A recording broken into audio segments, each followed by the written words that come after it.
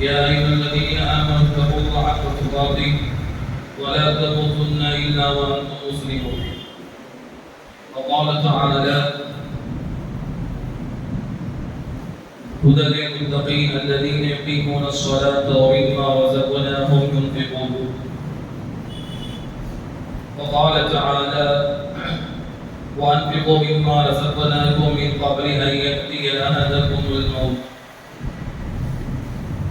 وقال تعالى: يا أيها الذين آمنوا أنفقوا مما رزقناكم من قبل أن يأتي يوم لا ريب فيه. وقال عليه الصلاة والسلام: المسلم أخو المسلم لا يظلمه ولا يسلمه، ومن كان في حاجة أخيه كان الله في حاجته. எல்லா புகழும் புகழ்ச்சியும் அவையெல்லாம் படைத்து கவனித்துக் கொண்டிருக்கிற அல்லாஹ் ஒருவனுக்கு உரித்தாகட்டுமாக.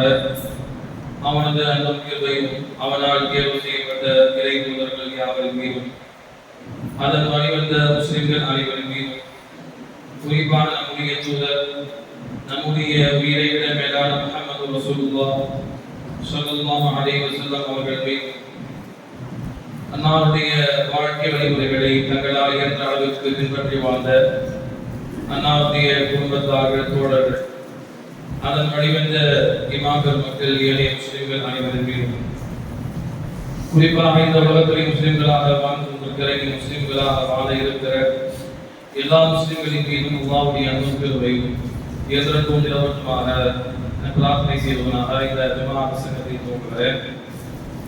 அன்பிற்குரியவர்களே, இந்த ஜும்ஆ பிரசங்கத்தின் மூலமாக முதலில் பேசுகிற எனக்கும் பிறகு கேட்டுக் கொண்டிருக்கிற உங்களுக்குமான உபதேசமாக நமக்கு கொடுக்கப்பட்ட தலைப்பு நவீன காலத்தில் நமது தர்மங்கள் என்கிற தலைப்பின் கீழே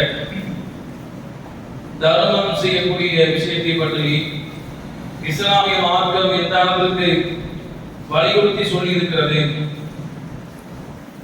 இன்றைக்கு முஸ்லிம்களாக வாழக்கூடிய நாம் எந்த அளவிற்கு தர்ம சிந்தனையோடு வாழ்ந்து கொண்டிருக்கிறோம் என்பதை பற்றி சிந்தித்து உணர்ந்து நம்முடைய வாழ்க்கையில தர்மம் செய்யக்கூடிய மக்களாக மாறுவதற்கான முயற்சியை நாம் மேற்கொள்ள வேண்டும்.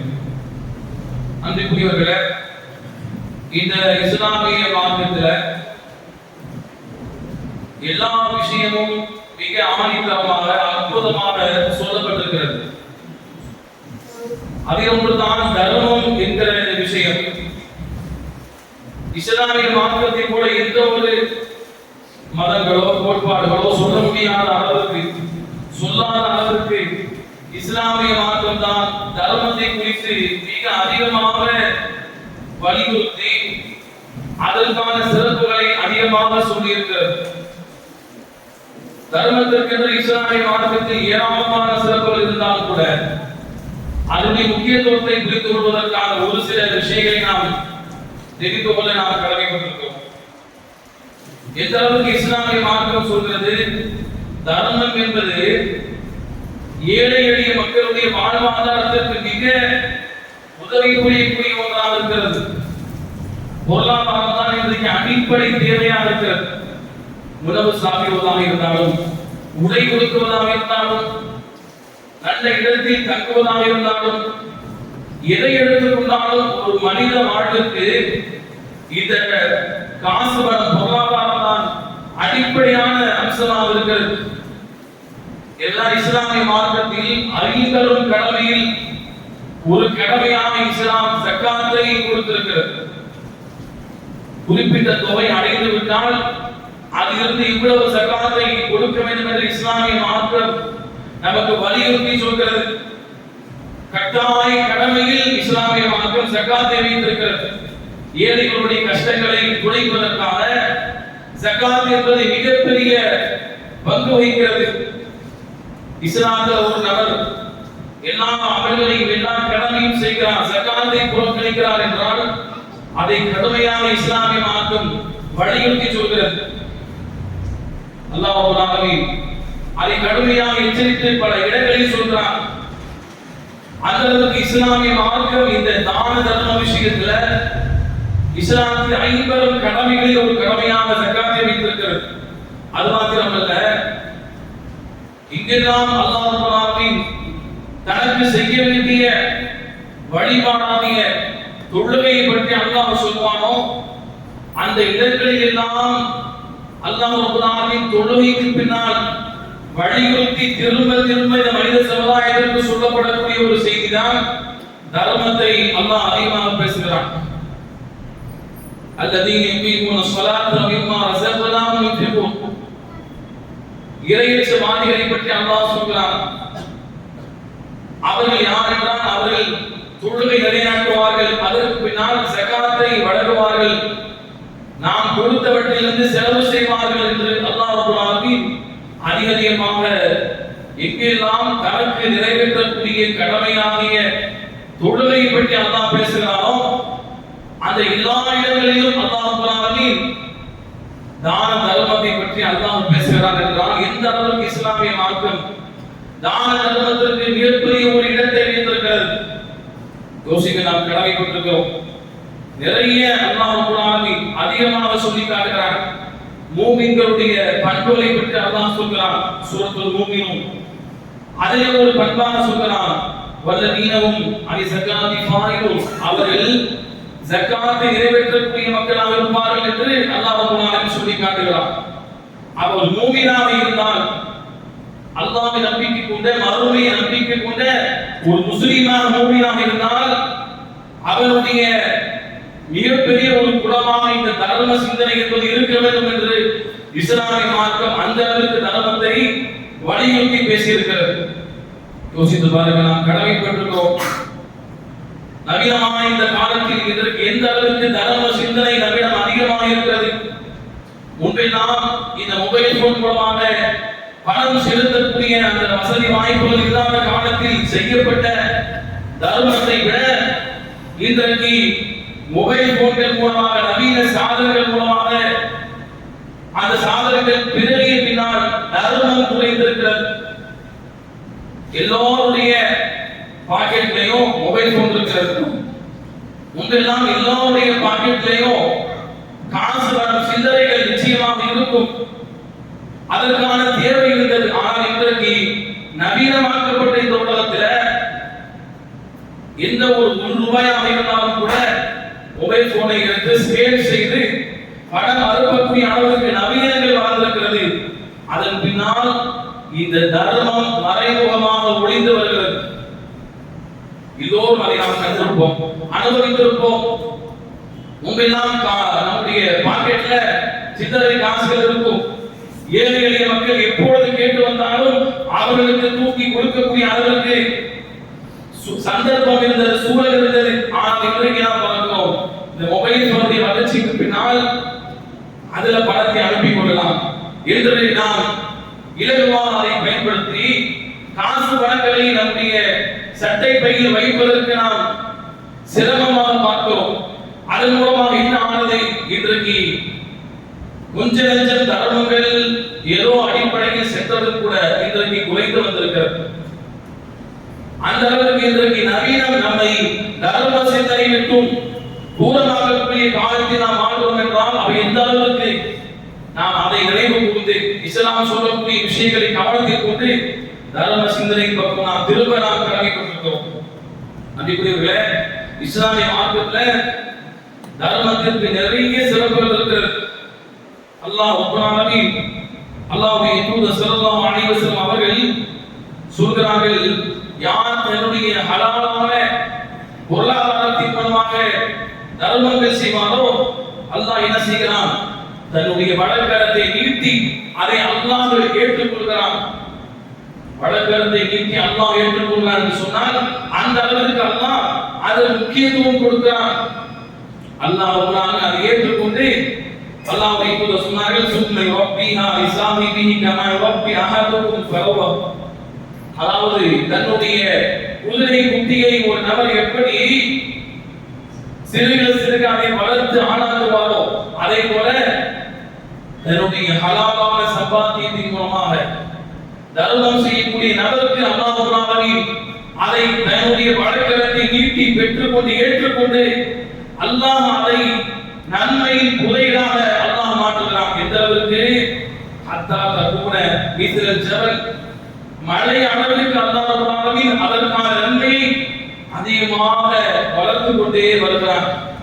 எவ்வளவு சிறப்பு என்று பாருங்கள். இப்படி ஏராளமான சிறப்புகள் இந்த தர்மத்திற்கு சொல்லப்பட்டிருக்கிறது.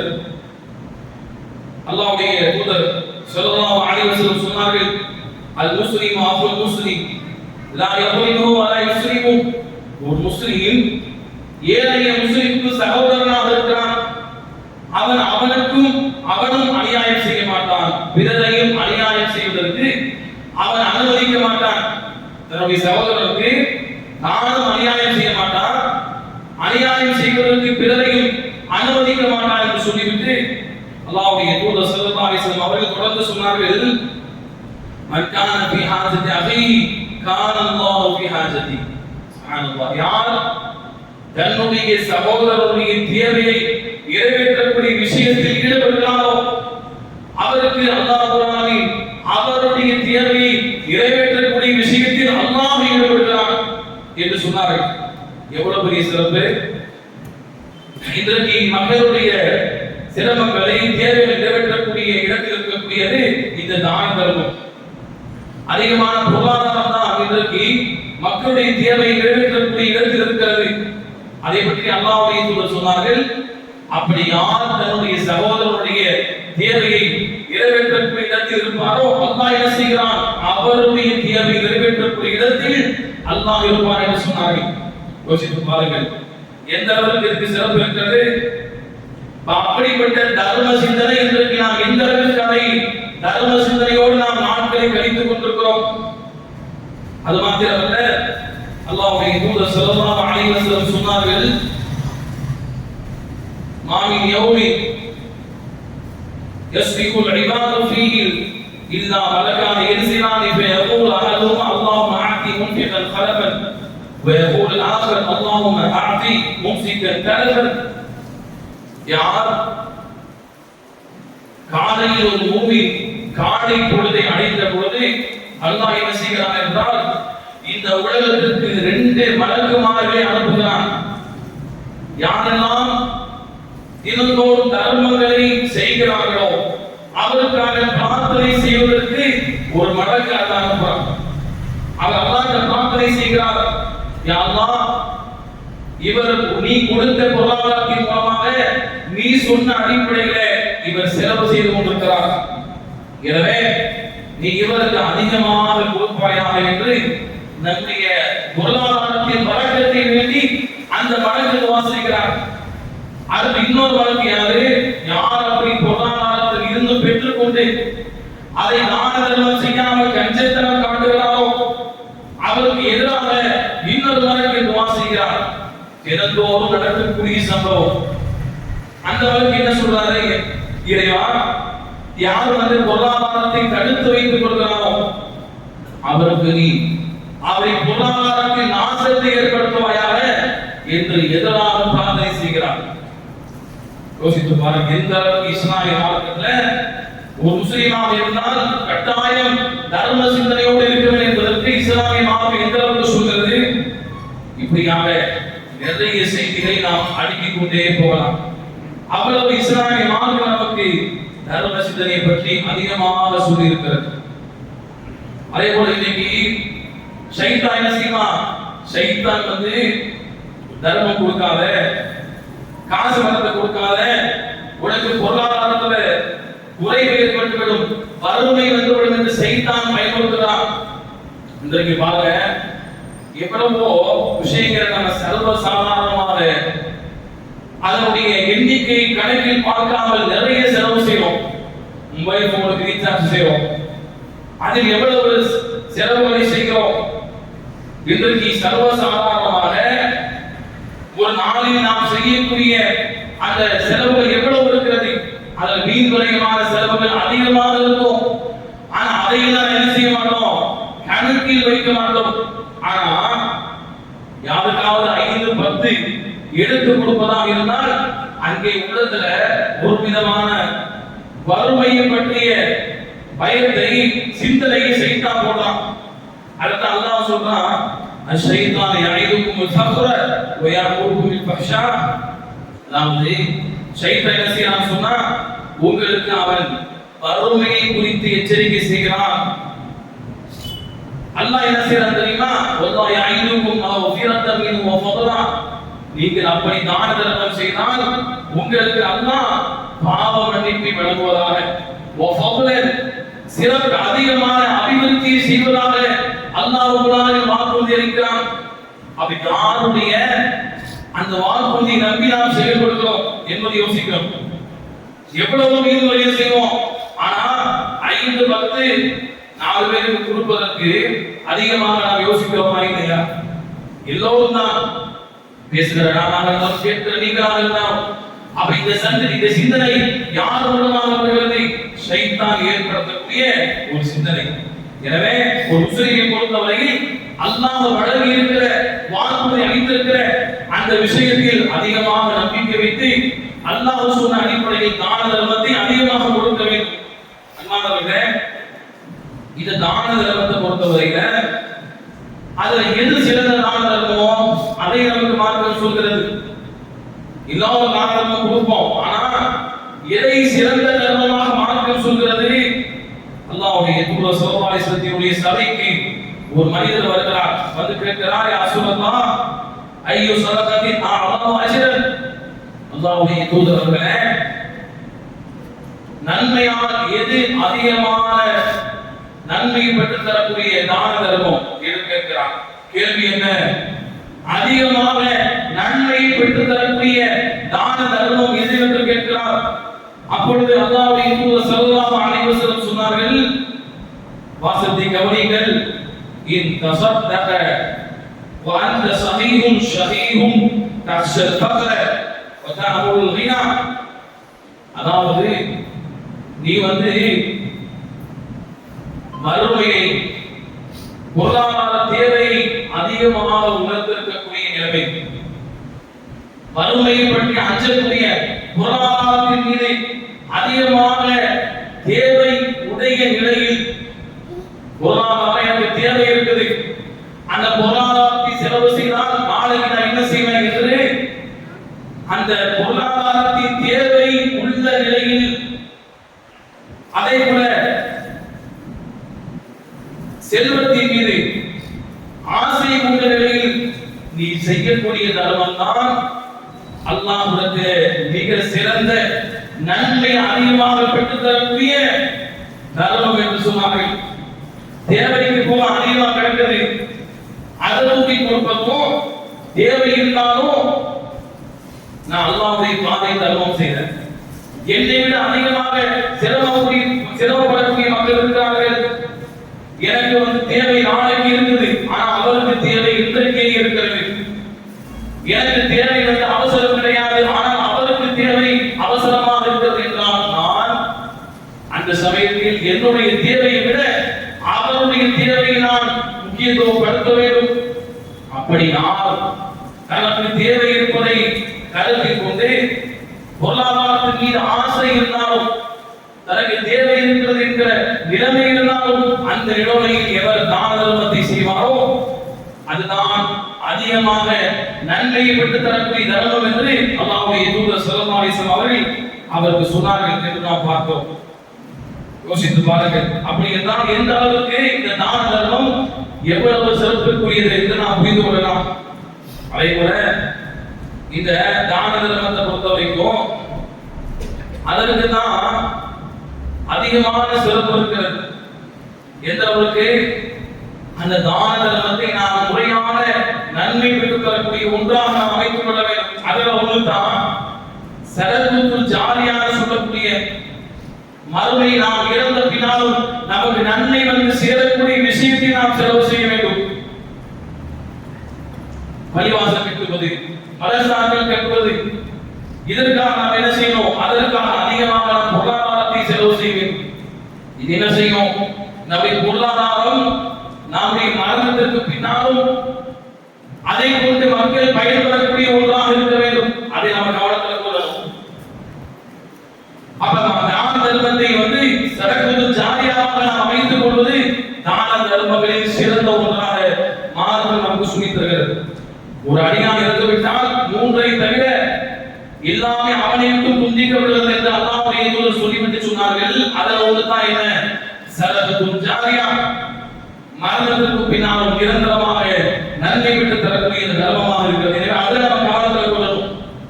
யாருக்காவது உயிருக்கு ஆபத்து இருக்கிறது, மிகப்பெரிய நோய்வாய்ப்பட்டிருக்கலாம் என்றால் அவருக்கு நாம் உதவி செய்வதில் முன்னுரிமை கொடுக்க வேண்டும். ஏன்னா அவர் நம்முடைய பொருளாதாரத்தின் மூலமாக சிகிச்சை பெற்று அவருக்கு உயிர் பாதுகாக்கப்பட்டு அவர் அமல் செய்தால் அவர் செய்யக்கூடிய எல்லா அமலும் நமக்கு வந்து சேர்க்கிறது. இப்படியாக நம்ம என்ன செய்யணும்? இது போன்ற விஷயத்தில் ஆர்வம் செலுத்த வேண்டும். நம்ம என்ன செய்யறோம்? இன்னைக்கு வந்து பார்த்தா சொன்னா எது லேசா இருக்குமோ அதை செய்து விட்டு போயிடும். இது மாதிரியான நம்முடைய காசு வர கொஞ்சம் அதிகமான பரவாயில்லை, எனக்கு அந்த பொருளாதாரத்தின் மூலமாக மரணத்திற்கு பின்னாலும் நன்மை வந்து சேரக்கூடிய அம்சமாக அந்த தர்மம் இருக்கிறதா என்பதை நாம் கவனித்து நாம் தர்மத்தை அமைத்துக் கொள்ள வேண்டும். நம்பிக்கையோட இப்படிப்பட்ட சிந்தனை மூலமாக நாம் வளர்த்துக் கொண்டு அதிகமாக தர்மம் செய்ய வேண்டும். அல்லாஹ் அத்தகைய தர்மம் செய்யக்கூடிய மக்களாக ஆகுவதற்கு அருள் செய்வானாக. ஆமீன்.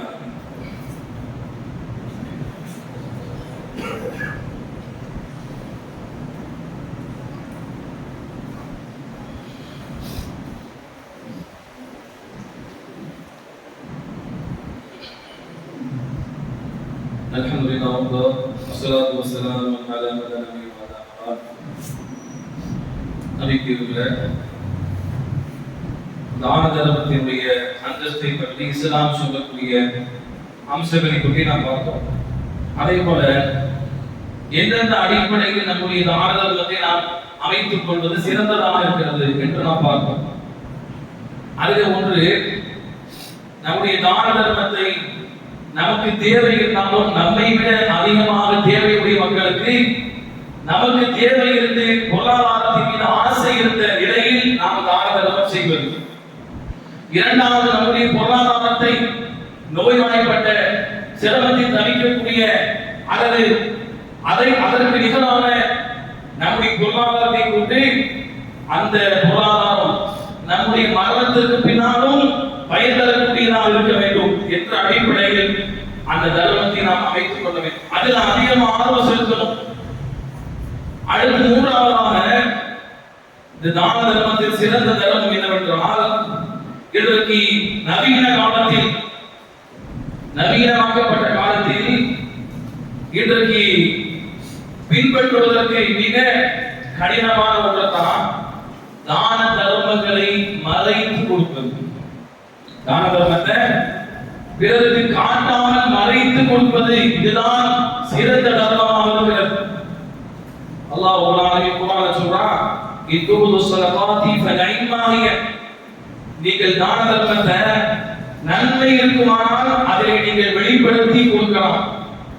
அதன் மூலமாக ஏதாவது நன்மை உண்டு என்றால் மாத்திரம் மார்க்கம் என்ன சொல்கிறது? வெளிப்படுத்தி கொடுப்பதற்கு அனுமதி அளிக்கிறது. அது சிறந்த ஒன்றுதான். ஆனால் நீங்கள் அதை மறைத்து கொடுப்பதுதான் வெளிப்படுத்தி கொடுப்பதை விட சிறந்தது என்று மார்க்கம் நமக்கு சொல்கிறது.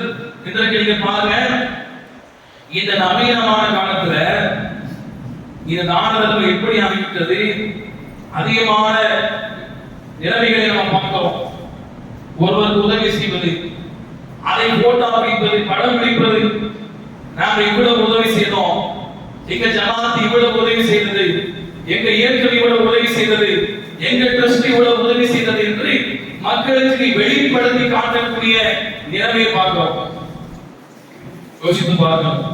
இஸ்லாமிய மார்க்கத்துல அறிஞர்கள் மக்கள் சொல்லும் பொழுது இமாம் இப்னு கையிம் தௌசியா ரஹ்மத்துல்லாஹ் சொல்றாங்க, அதாவது இந்த பொருளாதாரத்தில் இத்தகல் உலமா அலா அன்ன இஃபா ஸரகதி அன்-நாஃபியா அஃதலு மின் இظஹாரிஹா வஃபில் ஃபரீதத்தி கௌலானி அல்-அவ்வல் இظஹாருஹா அஃதல் வ ஸானி இஃபாஹு அஃதல். அதாவது அறிஞர்கள் சொல்றாங்க, தான தர்மத்துல அது குறிப்பாக கடமையான ஜகாத் அல்லாத விஷயத்தில், கடமையான ஜகாத் அல்லாத விஷயத்தில் ஏனைய தான தர்மம் இல்லையா, இதில் அவற்றை மறைத்து கொடுப்பதுதான் சிறந்தது என்று அறிஞர்கள் ஒன்றுபட்டு சொல்றாங்க.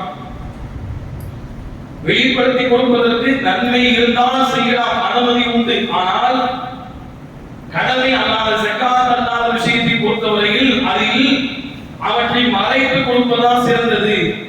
ஜகாத்தை பொறுத்தவரையில் அது வெளிப்படுத்தி கொடுக்கக்கூடியது சிறந்தது என்றும் அதை மறைத்து கொடுப்பது சிறந்தது என்றும் அதிலும் ரெண்டு கருத்து இருக்கு. ஜகாத்ல தான் என்ன சொன்னாங்க அறிஞர் மக்கள், வெளிப்படுத்துவது சிறந்ததுன்னு சொன்னாங்க. ஏன்னா ஜகாத் என்பது இஸ்லாமிய அரசாங்கமாக இருந்தா என்ன செய்யும், அவற்றிலிருந்து பகிரங்கமாக எடுத்து பகிரங்கமாக கொடுக்கும்.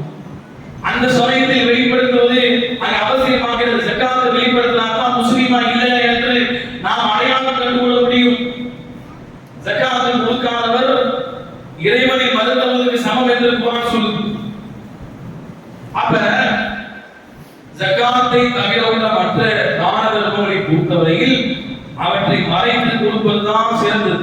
ஏன் அப்படின்னா வெளிப்படுத்தி கொடுப்பதன் மூலமாக என்ன ஆகும், நம்முடைய முகஸ்துதி ஏற்படுகிறது. முகஸ்துதி, மக்கள் எங்களை புகழ வேண்டும். அந்த புகழ்ச்சிக்காக தான தர்மங்கள் செய்வதற்கு மிகப்பெரிய ஒரு காரணமாக இருப்பது என்ன, தான தர்மத்தை வெளிப்படுத்தி கொடுப்பது. இருக்குமா இல்லையா யோசித்து பாருங்கள். வெளிப்படையாக தான தர்மத்தை கொடுக்கிறாரு. இஸ்லாம் என்ன சொல்லுது, வலதை கைக்கு கொடுப்பதை இடது கைக்கு தெரியக்கூடாது என்று சொல்லுது இஸ்லாமிய மார்க்கம். ஆனா இன்னைக்கு என்ன பார்த்தோம், இப்படி பகிரங்கமாக கொடுப்பது அல்லாது பகிரங்கமாக கொடுக்கிறாங்க, மக்களுக்கு முன்னால் வைத்து அதுவும் பகிரங்கப்படுத்துறது. அதை விட ஒருபடி மேலாக பகிரங்கப்படுத்துவது என்ன, அதை போட்டா இடத்தில் எல்லாருக்கும் அனுப்புவது. அதுக்கு ஒரு காரணம் சொல்வார்கள், நாங்க இவ்வளவு பேர்ட்ட வசூல் பண்ணோம், அவங்களுக்கு கணக்கு காட்டணும். அதற்கு 1000 வழிகள் இருக்கிறது. அவரை முகத்தை மறைச்சு காட்டலாம், அது தூரமாக இருந்து பொதுமக்களுக்கு வழங்கக்கூடிய அந்த விநியோகம் செய்யப்படுகிற தூரமாக இருந்து எல்லாரும் பார்க்கிற மாதிரி யாருடைய முகத்தையும் அடையாளப்படுத்தாமல் வெளிப்படுத்தாமல் தூரமாக இருந்து காட்டலாம். அது எழுத்தின் மூலமாக எழுதி வாங்கி காட்டலாம். அதுக்கு 1000 வழிகள் இருக்கிறது. ஆனா இன்னைக்கு என்ன செய்யறாங்க, பகிரங்கமாக ஒவ்வொரு நபராக அவரை முகத்தை வெளிப்படுத்தி வெளிப்படுத்தி வெளிப்படுத்தி பகிரங்கமாக பரப்பக்கூடிய காட்சி பார்க்கலாமா இல்லையா? இதுல என்ன முகஸ்துதி வந்துடும். எங்க ஜமாத் இவ்வளவு பேருக்கு இந்த பொருளை விநியோகம் செய்தார்கள், எங்க இயக்கம் எங்க கட்சி இவ்வளவு பேருக்கு பொருளாதாரத்தை விநியோகம் செய்தார்கள் என்று சொல்லி மக்களுக்கு அங்கே வெளிப்படுத்துகிறோம். என்ன ஆகுது, இந்த இயக்கம் இந்த ஜமாத்து இவ்வளவு செய்திருக்கிறார் என்று மக்கள் பேசுவார்கள் என்பதற்காக செய்யப்பட்ட எண்ணாகவும் மறுமைய நன்மை கிடையாது. நமக்கு தெரியுமா இல்லையா, மறுமையில 3 நபர்கள் வருவார்கள். அல்லாஹ்வுடைய மார்க்கத்திற்காக உயிர் தியாகம் செய்தவர், அல்லாஹ்வுடைய மார்க்கத்திற்காக மார்க்க கல்வி கற்று மக்களுக்கு போதித்தவர், 3வது தன்னுடைய பொருளாதாரத்தை கொண்டு மக்களுக்கு மாறி மாறி வழங்கியவர். அல்லாஹ் சொல்வான், நீ எனக்காக செய்யல, மக்கள் உன்னை பேச வேண்டும் புகழ வேண்டும் என்பதற்காக செய்தாய். அந்த புகழ் அந்த பேச்சு உலகத்திலே உனக்கு கிடைத்து விட்டது, மறுமையில் எந்த நன்மை இல்லை என்று அல்லாஹ் என்ன செய்வான், அவரை முகம் குப்புற நரகில் தூக்கி எறிவான். ஏன்னா முகஸ்துதி என்பது என்ன, அல்லாஹ்வுக்கு ஏற்படுத்தக்கூடிய சிறிய இறைவைப்பு, அஷ்ருக்குல் அஸ்கர். அல்லாஹ்வுக்கு செய்யக்கூடிய அல்லாஹ்வுக்காக செய்யணும், இன்னும் தூய்மையாக இருக்கணும், அந்த எண்ணத்தில் கலப்படம் இருக்கக்கூடாது. பிறர் பார்க்க வேண்டும் என்பதற்காக செய்த எண்ணாவும் அதில் இஸ்லாம் சரிபட்டு போகும். அல்லாஹ்வுக்காக செய்கிறோம் என்கிற அந்த இடத்தில் பிறருடைய புகழை அந்த பேச்சை இணைத்து மறைமுகமாக சிறிய இணை வைப்பு நிகழ்த்தப்படுகிறது. எனவே அல்லாஹ் என்ன செய்யலாம், கடுமையான கோபம் கொண்டு அவரை செய்த எவ்வளவு தர்மம் செய்திருந்தாலும் உன்னை கொண்டு எவ்வளவு மக்கள் பயன்பெற்றிருந்தாலும் அதெல்லாம் இங்க கிடையாது, அதெல்லாம் பெருசு கிடையாது. நீ 1 ரூபாய் தான தர்மம் செஞ்சாலும் எனக்காக செய்தாயா, அதைத்தான் ஏற்றுக்கொள்வேன். நீ 1 கோடி தான தர்மம் செய்தாய், ஆனால் எனக்காக செய்கிற செல்வந்தர் இவன் இவ்வளவு செய்தால், இந்த ஜமாத் இவ்வளவு செய்தது என்று மக்கள் பேச வேண்டும் என்பதற்காக செய்தால் உனக்கு நன்மை கிடையாது என்று அல்லாஹ் தூக்கி எறிஞ்சிருவான். பரமானவர்களே, அப்ப தான தர்மத்தை வெளிப்படுத்தி நாம் என்ன செய்யக்கூடாது, அவற்றை செய்யக்கூடாது, மறைத்து தான் கொடுக்கணும்.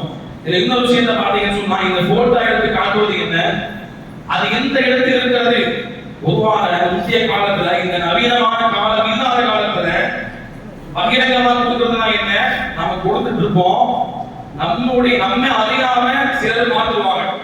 நம்ம கொடுத்துட்டு இருப்போம், பார்க்கிறது நமக்கு தெரியாது, ஆனா பகிரங்கமா கொடுப்போம்.